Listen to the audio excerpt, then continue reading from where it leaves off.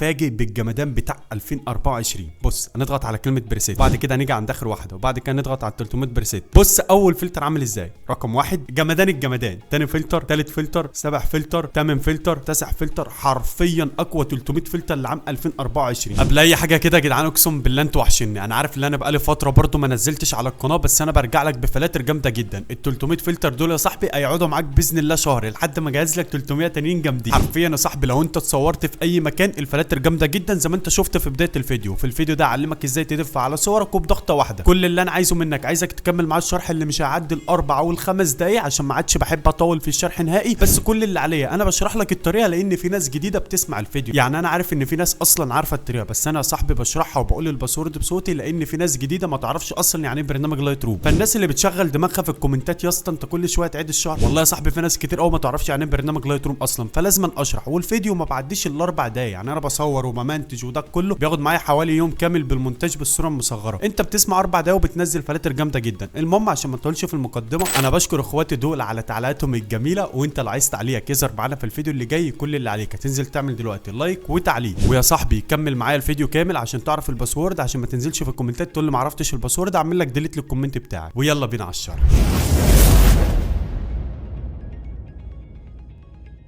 اول حاجه كده يا صاحبي هنعملها كالعاده، افتح برنامج اللايت روم معاك اهوت عشان نتاكد ان انا معيش اي فلاتر. دي بعملها معاك على طول عشان لو حصل اي مشكله هتكون منك انت. طيب زي ما انت شايف كده يا صاحبي ادخل على احدث 300 فلتر لايت روم. خلينا بقى في الجديد يعني سنه جديده وكده. زي ما انت شايف كده يا صاحبي دول احدث فلاتر لايت روم. طبعا هندخل على الصوره دي مثلا عشان نشوف معايا اي فلاتر ولا لا. اي صوره نجرب عليها عادي. لو ضغطنا على كلمه بريسيت يا صاحبي زي ما انت شايف كده مفيش اي فلاتر موجود. طيب ازاي نضيف الفلاتر دي؟ كل اللي عليا اخرج من برنامج اللايت روم. ركز معايا بقى، روق كده، ركز معايا. اول حاجه تعملها هتحمل الفلاتر اللي انا سايبها لك في اول تعليق او اللينك اللي في الوصف. هتحملها ازاي؟ هتدخل على الرابط يا صاحبي. بعد ما تدخل على الرابط هتنزل تحت هيقول لك للتحميل ال 300 فلتر اضغط هنا. هتضغط هنا تستنى ال 15 ثانيه هتلاقي الرابط معاك ميديا فايل. تمام او كده تمام. بس تختار ال 300 فلتر عشان انت ممكن تلاقي 40 فلتر و20 فلتر و300 فلتر موجودين معاهم، فانت هتختار ال 300 بتوع الشرح بتاع النهارده. طيب بعد كده يا صاحبي كل اللي علينا دلوقتي هنحمل برنامج RER. البرنامج ده اللي بيفك الضغط، لازم يكون موجود معاك كل حرفيا.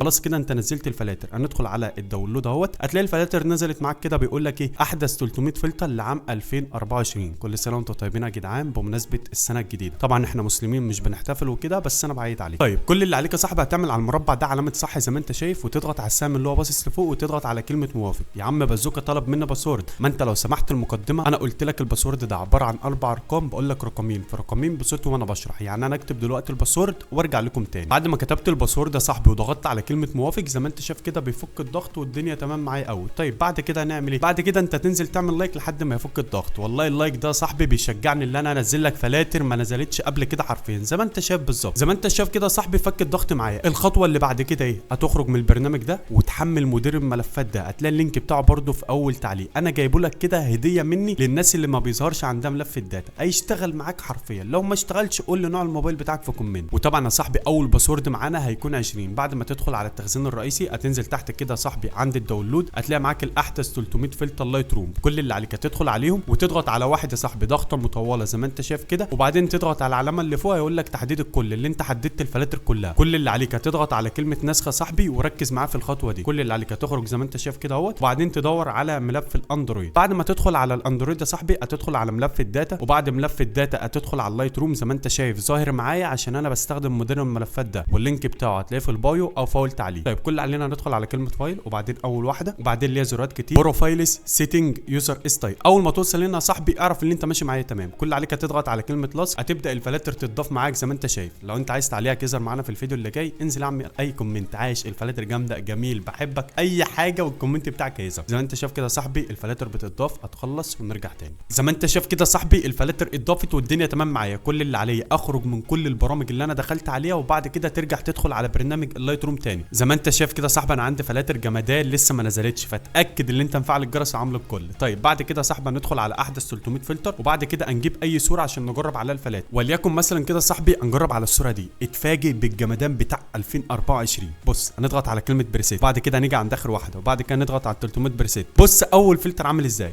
رقم 1 جمدان الجمدان، تاني فلتر، تالت فلتر، سابع فلتر، تامن فلتر، تاسع فلتر، حرفيا اقوى 300 فلتر لعام 2024. بص لازم فلتر من من دول يمشي على الصوره بتاعتك. بص الفلاتر عامله ازاي. طبعا يا صاحبي تاني باسورد هيكون 90 كده، قلت لك اول باسورد وتاني باسورد. تعال بقى نكتشف الفلاتر مع بعض. بص يا صاحبي بجد الفلاتر انت حتى لو مصور سيشن هتلاقي الفلاتر جمدان معاك. عشان ما اطولش عليك انا شرحت لك كل حاجه في الفيديو. لو واقف معاك اي حاجه ابعت لي انستجرام، هتلاقي الانستا في البايو، هرد عليك او الادمن هيرد عليك وهنحل المشاكل مع بعض. يا رب تكون استفدت معايا في فيديو النهارده والفلاتر تعجبكم. سلام يا اخواتي، اشوفكم في شرح جديد.